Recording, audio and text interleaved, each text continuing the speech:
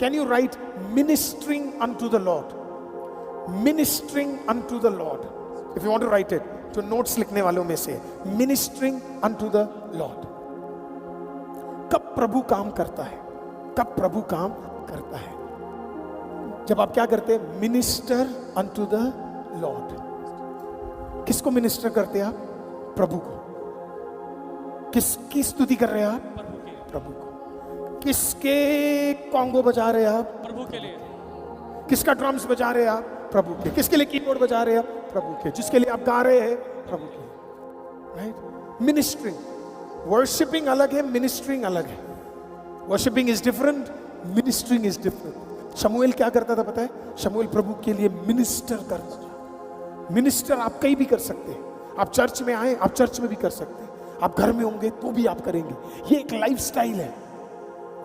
आपको समझ नहीं आया? मेरे चर्च में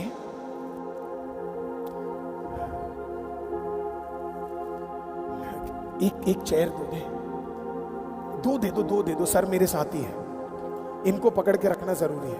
बस एक मिल गया। Thank you. आओ सर, आप बैठिए, आप बैठिए। मैं बैठूंगा दूसरी वाले में। ठीक है। हमारी चर्च में काफी लोग आते हैं सर हमारे चर्च में। अब यूजुअली जब हम दुआ करते हैं तो लोग चंगे हो जाते हैं। क्यों? क्योंकि हम नाम किसका यूज कर रहे हैं? Yeshu. I am a firm believer. अगर यीशु ने कहा मैं चंगा करता हूं तो वो करेगा। Very firm believer. अगर मेरा नाम होता तो बात अलग है। डॉक्टर सतीश का होता तो नाम अलग है। डॉक्टर भल्ला का होता तो नाम अलग है। आप पूछोगे कौन है, मुझे क्या पता है। डॉक्टर भल्ला वो होते तो बात अलग है। पर मैं जिसका नाम ले रहा हूं वो इन सब का डॉक्टर है। उसने लोगों को बनाया है। तो मैं किसका नाम लेता हूं? यीशु का। जो विश्वास करे वो चंगाई प्राप्त करेगा। राइट? मैं आऊंगा उस पर। अभी इंट्रोडक्शन है, समझ आ रहा है आपको? है ना? अब मेरे एक बहन आती थी और वो यूजुअली हर संडे नहीं आएगी, सिर्फ प्रभु भोज वाले संडे आती थी। आपके चर्च में तो ऐसे लोग नहीं होंगे, मेरे में है। ठीक है? वो आते ही कौन से दिन थी? प्रभु भोज वाले। मैं उनसे बोलता था आंटी सिर्फ प्रभु भोज वाले में आते हो, बाकी में आओ। वो मेरे को कहती थी बेटे कमर में बहुत दर्द है, तुम्हें क्या समझाए। उसके बाद फिर ऐसे हाथ फेरती थी, बेटा तू प्रार्थना कर दे। मैंने प्रेयर किया, उनका कमर ही ना ठीक। फिर मैंने प्रेयर किया, फिर मैंने 10 बार प्रेयर किया, 20 बार प्रेयर किया, 30 बार प्रेयर किया, कई बार प्रेयर किया। उनका क्या नहीं हो रहा? उनका कमर ठीक नहीं हो रहा। कमर नहीं ठीक हो। एक दिन तो मुझे बड़ा दुख हुआ। मैंने कहा प्रभु इतना तो मैंने दुनिया में किसी के लिए दुआ नहीं किया जितना में इनका कमर। मैं अपने आप को क्वेश्चन करने लगा कि कमर क्यों नहीं ठीक हो रहा। एक दिन हम में से कुछ लोगों को शादी पे बुलाया, किसी की शादी पे बुलाया, जान पहचान की शादी थी।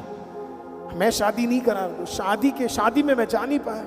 शादी के बाद रिसेप्शन था, रिसेप्शन पे मैं पहुंच गया। अब मैं थे, मेरी पत्नी थी, 3-4 लड़के और थे। अब हम रिसेप्शन पे पहुंचे।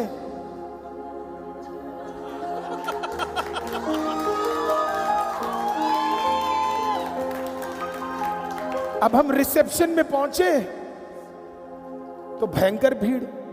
अब रिसेप्शन के बाहर पहले गाड़ी रुकी तो म्यूजिक की आवाज आ रही थी, डिचिक डिचिक डिचिक डिचिक डिचिक डिचिक डिचिक डिचिक डिचिक। मैंने कहा ड्रेस तो यही है। हम आगे निकल गए क्योंकि वो म्यूजिक से लग रहा था कि डिचिक डिचिक। मैंने कहा शायद फिल्मों का हो सकता है, डाउट। लेकिन फिर घूम कर आए तो पता लगा यही है एड्रेस।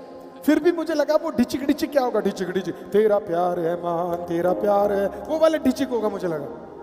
मैं गाड़ी पार्क किया, हम लोग सब अंदर गए। अंदर जाने के बाद भयंकर सुंदर हॉल है। जैसे ही हम अंदर कदम रखे गाना कोई और ही चल रहा है। तो मेरे साथ में लड़के से मैंने पूछा सही एड्रेस है? कहता पास्टर यही है। फिर हमने लड़का और लड़की का नाम चेक किया, वही है, मैथ्यू और प्रिसिला। मैथ्यू और प्रिसिला दोनों। मैंने कहा मैथ्यू प्रिसिला, पर गाना किसी और का चल रहा है। नाम मैथ्यू और प्रिसिला का है, लेकिन गाना हनी भाई का चल रहा है। तुम्हें नहीं पता होगा हनी कौन है, तुम्हें भी नहीं पता होगा, है ना, पर गाना किसी और का चल रहा है। तो आई वॉज लाइक कंफ्यूज, तो कुछ तो गड़बड़ है। फिर समझ आ गया यही है। एक कोने पे जाके हम 5 जने ऐसे ही बैठ गए। अब हम वो शादी में जाते तो एनवेलप देना होता है ना, पादरी है, एनवेलप तो देना है, 500 रुपए प्लेट खाना है, कम से कम कुछ तो देकर आए, है ना।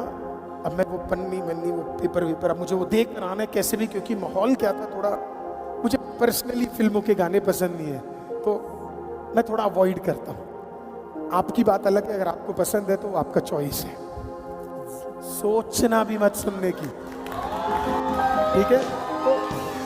तो मैं वहां चला गया।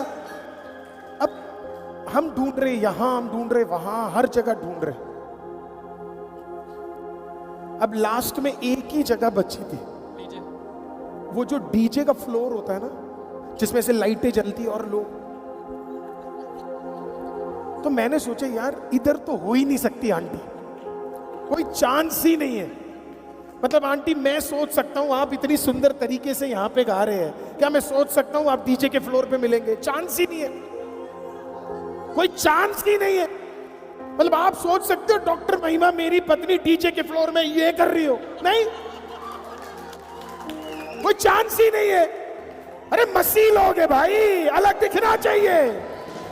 मसीह है, मसीह की एक हैसियत है, उन्हें पता होना चाहिए कौन से गाने में गाना है, कौन से में नहीं गाना है, कौन से में नाचना है, कौन से में नहीं नाचना है। जब हमारे बारे में बातचीत होती है तो बातचीत ये होती है, ये पवित्र जन है। ये कौन है? पवित्र जन है, राइट।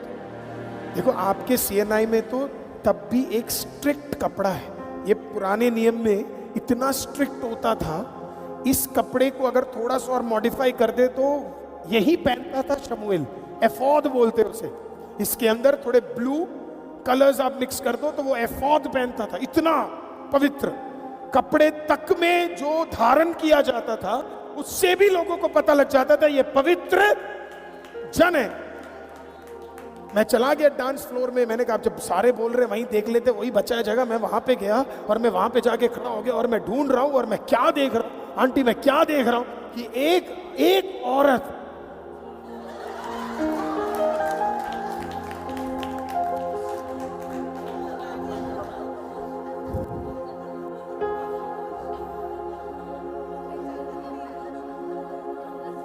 एक तो शादियों में लोग इतने सुंदर दिखते हैं, काश उतने चर्च में दिख जाते तो कितना मजा आ जाता।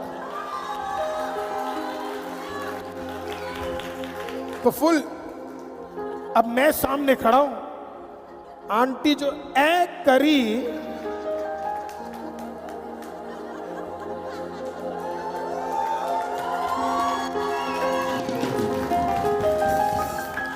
आप सोच रहे हो 40 बार इस औरत के लिए मैंने कई बार आंसू बहा के दुआ किया। और ये क्या कर रही है? कोई सांप वाला गाना है, मेरे को याद नहीं आ रहा है, तुम्हें याद आ रहा है तो मत बताना, शर्म वाली बात है, लाइव में दिख जाएगा, है ना, मत दिखाना। अगर सुनते हो हटाओ इस अश्लील चीजों को, गंद चीजों को। हालेलुया, मसीहों को ये शोभा नहीं देता है। नाचने का मन है तो प्रभु के गीतों में नाचो, स्तुति करने का मन है तो प्रभु के गीतों में स्तुति करो, हाथ उठाने का मन है तो प्रभु के गीतों में स्तुति करो।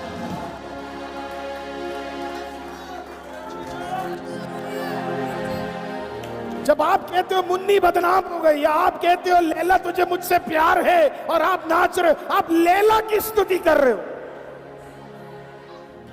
आपको स्तुति और आपको महिमा करनी चाहिए उसकी जिसने आपको हर सांस दिया है।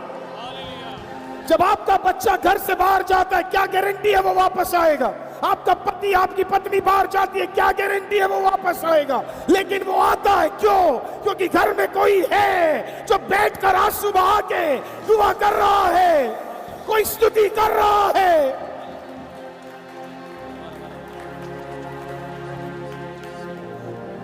थोड़ा बहुत और समझ आया? मिनिस्ट्री। आज आप स्तुति कर रहे हो, ये मेरे को नहीं पता लगेगा, पर आपको पता है, आपको पता है। जैसे वो आंटी की आंखें नम हो गई, वो स्तुति है।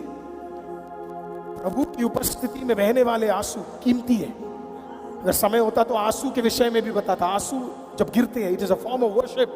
फॉर्म ऑफ वर्शिप 7 टाइप के वर्शिप में, यानी 7 तरीके के वर्शिप में एक टाइप फॉर्म होता है, वो वर्शिप। पर शमूएल इनसे ऊपर था। शमूएल 12 साल का लड़का क्या कर रहा है?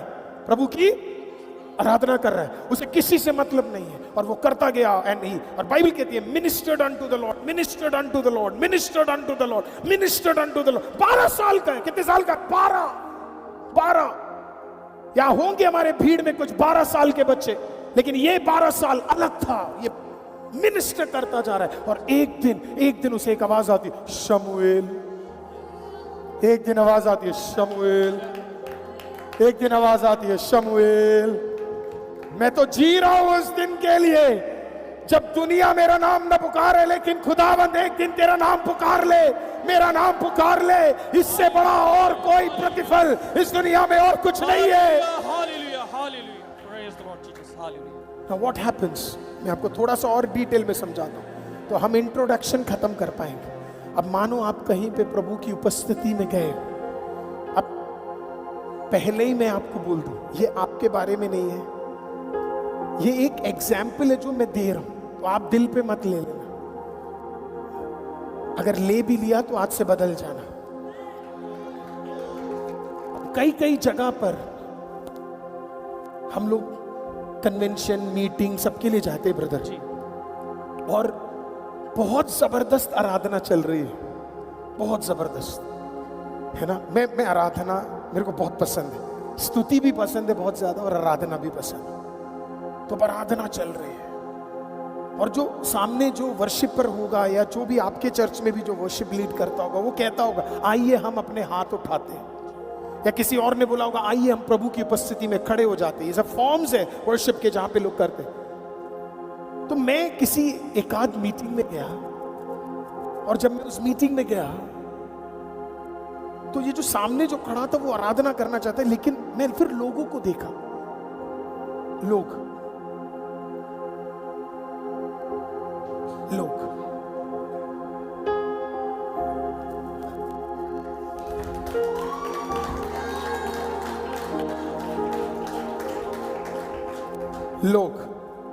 व्हाट्सएप पे क्या चल रहा है। I'll tell you something. अब समझो वर्शिप का कॉन्सेप्ट। आपको पता है प्रभु कौन है?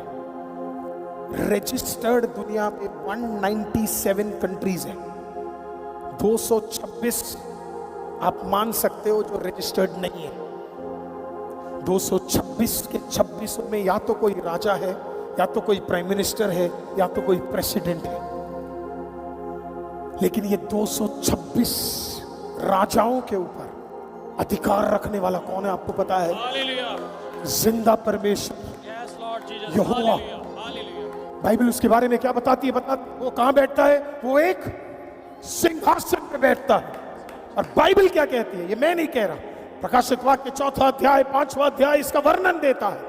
बाइबल कहती है जब यहोवा सिंहासन पे वास करता है तो 24 एल्डर्स, हालेलुया, एक भी बैठता तक नहीं है। फिर बाइबल कहती है कोई एक क्रीचर, फिर बाइबल कहती है कोई एक स्वर्गदूत, वो बैठने की जरूरत भी नहीं करता है। क्यों नहीं करता? वो किसकी स्तुति कर रहे हैं? जिंदा यहोवा की वो स्तुति कर रहे हैं। हम मनुष्य काफी बार प्रभु के हैसियत को समझ नहीं पाते। यशाया को लगता था वो बड़ा पवित्र है, यशाया को लगता था वो बड़ा पवित्र है, लेकिन 6 अध्याय में जिस दिन खुदा की उपस्थिति उसके नंगी आंखों के सामने आ गई, उसने देखा, मैंने देखा कि परमेश्वर महान 6 पंख वाले सराफिमों के बीच में वास कर रहा है। मैं अपने आप को झुका दिया, मैं दंडवत हो गया, मैं गिर गया। क्यों गिर गया? क्योंकि मेरे को एहसास हुआ मैं उसके पवित्रता के सामने खड़े होने का हैसियत भी नहीं रखता। The more you get close to Jesus, आप ये नहीं कहोगे मैं पवित्र हूं, आप कहोगे Lord I need your grace more. You will never say, oh God, you know what? This is my attitude. खुदा है वो, आपके एटीट्यूड से उसे कोई फर्क नहीं पड़ता। That is God in Himself. जब प्रभु की उपस्थिति में आप आते, you want God to work for you. Give yourself to the Holy Spirit. Minister to Him. Humble yourself to Him. Give yourself to Him. और उस भीड़ के अंदर अगर एक भी ऐसी बहन दिख जाए खुदा को जो उसकी स्तुति कर रही है, तो खड़े हुए पुरोहित को समझ नहीं आएगा ये क्या। एली, मुझे एली से सबसे बड़ा प्रॉब्लम ये था, तेरे घर के तेरे टेंपल में एक अद्भुत औरत स्तुति कर रही है और तुझे लग रहा है कि ये दारू पीकर कर रही है, तो तेरे अंदर, इसका मतलब तेरे अंदर तूने बहुत पहले पवित्र आत्मा को खो दिया है। तूने बहुत पहले ही खो दिया है, क्योंकि तुझे समझ ही नहीं आया। एक औरत ऐसी स्तुति कर रही थी कि उस दिन मंदिर के अंदर खुदा ने उसके पांचपन को हटा दिया और उसे गर्भवती कर दिया। आज की रात आप स्तुति करने के लिए तैयार हो, आप आराधना करने के लिए तैयार हो, तो मैं आपको कहता हूं वो अचानक करेगा, अचानक करेगा, अचानक करेगा। किसी ने आके उसे ये नहीं बोला कि तू गर्भवती हो गई है, उसको तो ये भी नहीं पता था वो गर्भवती हो गई है।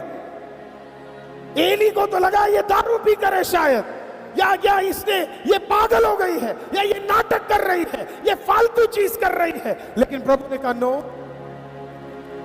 मुझे पता है कि मेरी स्तुति कर रही है।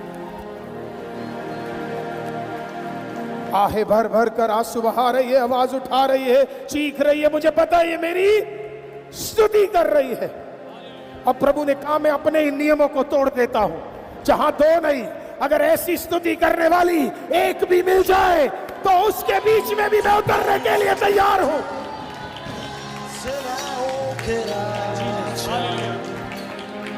God is powerful।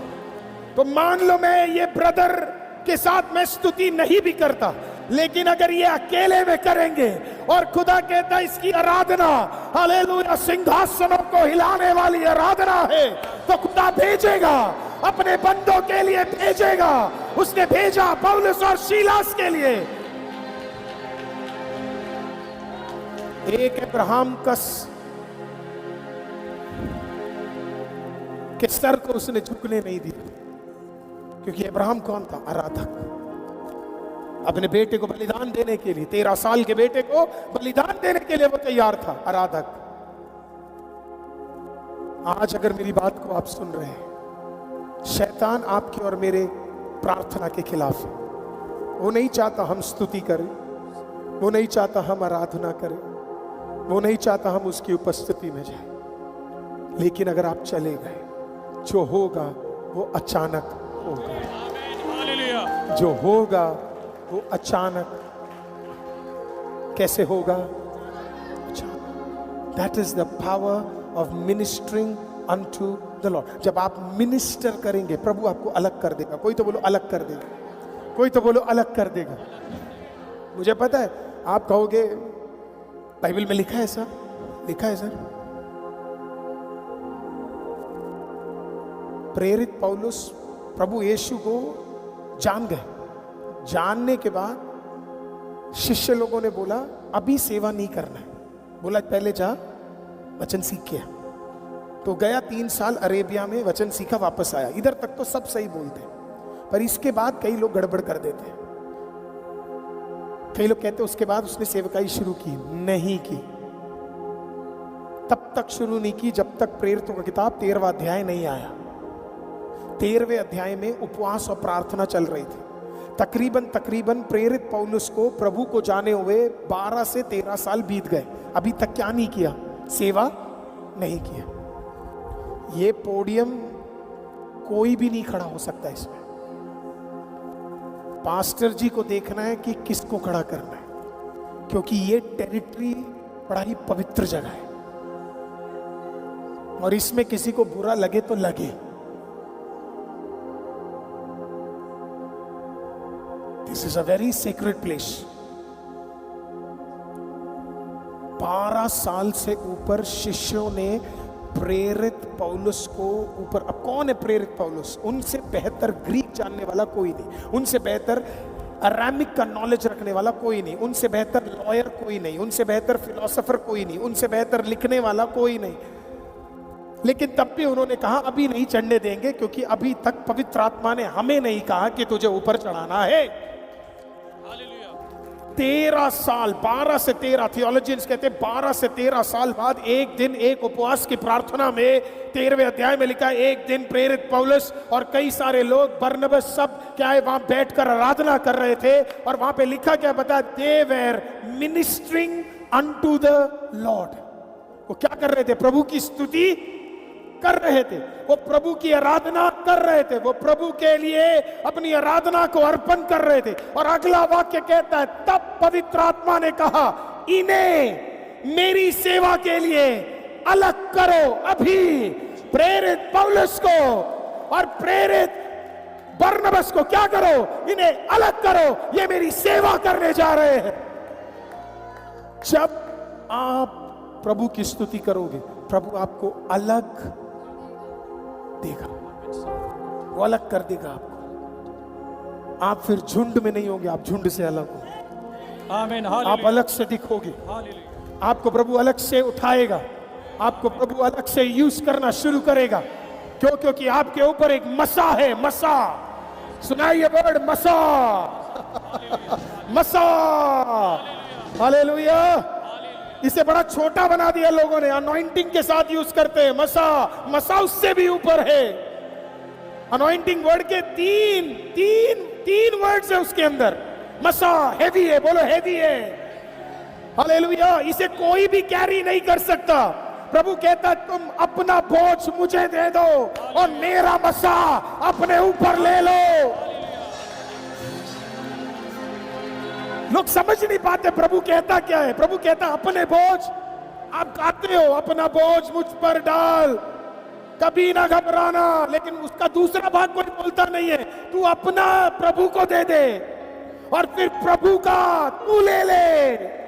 प्रभु के पास क्या है? बोझ नहीं। प्रभु के पास क्या है? लड़ाई नहीं। प्रभु के पास क्या है? आमीन, विरोध नहीं। तो प्रभु के पास क्या है? प्रभु के पास मसा है। फिर शायद इनमें से कोई पूछ ले कि बाइबल में ऐसे लिखा है, तो इन्हें कहना लिखा है, पहले प्रचार में लिखा है। पहली बार यीशु मसीह नाजरत में खड़े होकर इस प्रकार से कहते, मुझ में मसा है, अंधों को आंखें दिखाने का, गरीबों को छुटकारा देने का मुझ में क्या है। और फिर जाते जाते शिष्यों को यही बोला, जो मैंने किया उससे बड़े काम तुम करोगे, उससे बड़े काम तुम करोगे। You shall do bigger things than me, क्योंकि what am I giving you? मसा। तो आप प्रभु को क्या दो? स्तुति। प्रभु बदले में क्या देगा? मसा। यहां कोई 80 साल का है, कोई है जो 80 का है? एक आंटी, सर आइए ना, आप मेरे को छोड़ देते हैं, आइए। आप भूल गए हम दोनों एक साथ हैं।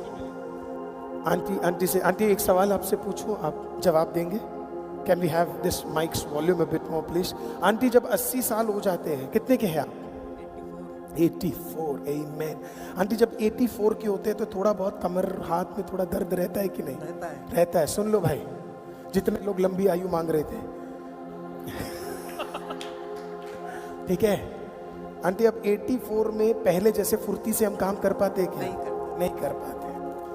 आंटी शरीर तो बड़ा कमजोर हो जाता है 84 में, पर दिमाग का क्या है? दिमाग तो तेज है। हालेलुया।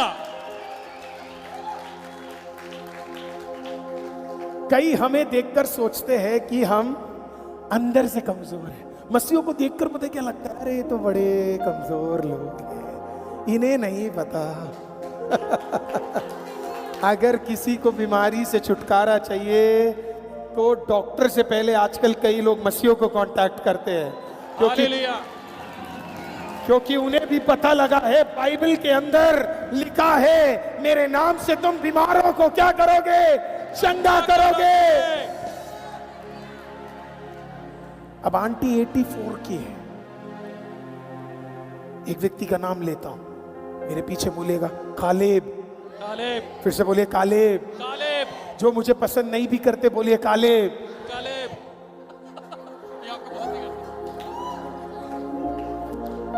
कोई बात नहीं, उसमें कोई दिक्कत नहीं है, पसंद करते दिक्कत नहीं, हम थोड़ा आगे और जा सकते हैं, है ना, क्योंकि हमेशा मीटिंग में क्या होता है, आगे वालों को सब मिलता है ना, पीछे वाले बैठे रह जाते हैं। मैं सोचा आज आया हूं, कम से कम इस चर्च के 90 लोगों को तो उठा के जाऊं, राइट। तो काफी बार क्या होता है, 80 साल में उन्होंने कहा हमारी हाथ पैर थोड़े कमजोर हो जाते हैं। लेकिन एक आदमी है जिसका नाम कालेब था, और कालेब तकरीबन कितने साल का था आपको पता है? 80। कितने का? थोड़ा जोर से कोई बोले 80। 80 साल में वादा पूरा हुआ उसका। कितने साल में? कई लोग पूछते हैं ना, अब वादा पूरा होकर क्या फायदा, हम तो बूढ़े हो गए, है ना, हम तो बूढ़े हो गए। पहली चीज, यहां कोई बूढ़ा नहीं है, आमीन, हालेलुया, यहां कोई बूढ़ा नहीं है। देखो, अगर सर मान लो, अभी एक एग्जाम्पल है बस, तो दिल पे नहीं लेना कोई, मान लो सर कहते हैं मेरा तो उम्र अब ज्यादा हो गया, आपका उम्र कितना भी बड़ा हो, प्रभु के लिए आप बच्चे ही हैं। Yes Lord, hallelujah. बस, तो जब हम कहते हैं ना कि हम बूढ़े हो रहे, पहली चीज तो ये बोलना ही नहीं है, क्योंकि हम बूढ़े हो ही नहीं रहे, दुनिया के लिए बूढ़े हो रहे। खुदा जब देखता है तो भैया बोलता, बता है मेरा बच्चा, आए मेरा बच्चा। मेरी माँ, मेरी शादी को 8 साल पूरे हो गए, आज भी ऐसे बात करती है जैसे मैं वही हूं जो डायपर पहनता था, और आए मेरा बच्चा। करेक्ट। कभी कभी तो मेरी पत्नी के सामने बोल देती है, पता नहीं इतना पतला क्यों हो रहा है। मैंने कहा ये लो। कभी कभी चली जाती है, कुछ दिनों के लिए कहीं जाएगी, वापस आएगी, पतला हो गया। मैंने कहा, लेकिन 80 में भी एक मर्द था जिसका नाम कालेब था, और कालेब ने कहा मेरे हड्डियां तो कमजोर हो गई, तो खुदा ने कहा बाहर से तू 80 लग रहा है, लेकिन आज मैं कुछ करने जा रहा हूं। 40 साल के मनुष्य का ताकत तेरे अंदर उंडेलने जा रहा हूं। 40 साल के। आज मुझे जितने लोग सुन रहे हैं, मैं आपको कह रहा हूं, आपके वायदे थोड़े लेट हो गए होंगे, आपके वायदे थोड़े लेट हो गए होंगे, कुछ चीजें लेट में मिली होगी, दुनिया कह रही होगी अब मिलके क्या फायदा। खुदा कह रहा है तुम्हें लग रहा है लेट है, खुदा कह रहा है तेरे शरीर को मैं उल्टा करने जा रहा हूं। तू 80 की जगह 40 होने जा रहा है, तू बेहतर प्राप्त करेगा। Praise the Lord, praise the Lord. Bible में एक वर्ड है जिसका नाम है रेस्टोर। बोलिए रेस्टोर, रेस्टोर, जोर से बोलिए रेस्टोर, रेस्टोर। पीछे वाले कहिए रेस्टोर, रेस्टोर। विश्वास करने वाले कहिए रेस्टोर, रेस्टोर। किसी को समझ आ रहा है? थोड़ा बहुत समझ आ रहा है? yes. क्या करना है प्रभु के सामने? स्तुति। क्या करना है प्रभु के सामने? स्तुति। अभी भी हम इंट्रोडक्शन में, अंदर घुसे भी नहीं है हम, क्योंकि अगर मेन चीज नहीं समझ आए तो सब दिक्कत है। कहां पे हम? इंट्रोडक्शन। क्या सीखा हमने? स्तुति। स्तुतियों में विराजमान है, कैसे मैं वर्णन करूं। स्तुतियों में विराजमान है, कैसे मैं वर्णन करूं। करुणा भी है तेरे अबरम पार, करता हूं दंडवत तुझे यीशु, यीशु। तेरी आराधना करता हूं मैं। ये गीत लिखा गया है यशायाह की उस प्रोसेस को देखकर एक प्रभु के दास ने, दिल्ली के ये उन्होंने इस गाने को लिखा था। स्तुतियों में विराजमान है, किसमें? स्तुतियों में। अब चलो थोड़ा और सिखाते हैं।